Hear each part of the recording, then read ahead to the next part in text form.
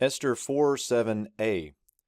Vayagid lo Mordecai et kol asher karahu. We've got a shorter section today, but a couple things I want to point out here. First, we get a hifil. This is a hifil imperfect third masculine singular of the root nagad. And then notice here we have a one noon that becomes this dagesh right here in the gimel, so it assimilates. And then notice also we have the A class vowel in the preformative, and then we have the EI class vowel in the thematic vowel. So this is typical hifil. The trick here is this segol, the thing that's interesting.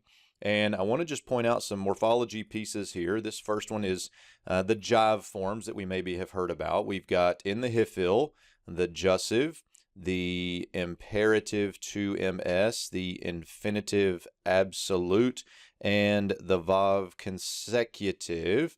All of these forms get an E serif thematic vowel. Now, you're like, okay, that's all good and well. We've got a serif thematic vowel in these hifil forms, these serif forms or jive forms, but I've got a segol right here. Well, if you look at the makef in this case, it has shifted the accent to the next word, and so this syllable where we find the segol is actually a closed and unaccented syllable that requires a short vowel, so that serif gets changed to a segol. So that is really detailed to tell you that Mordecai declared to him. But if that form was a little bizarre to you, there's some information on it. Mordecai declared to him. Remember, he's talking to Hatach at this point.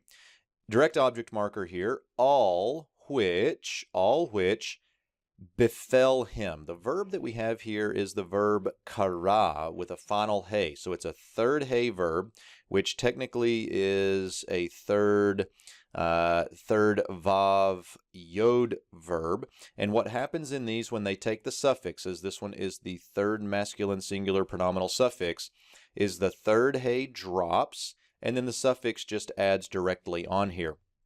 You can see this in Juan Morioka, section 79K, where he talks about the morphology of third hey verbs with suffixes.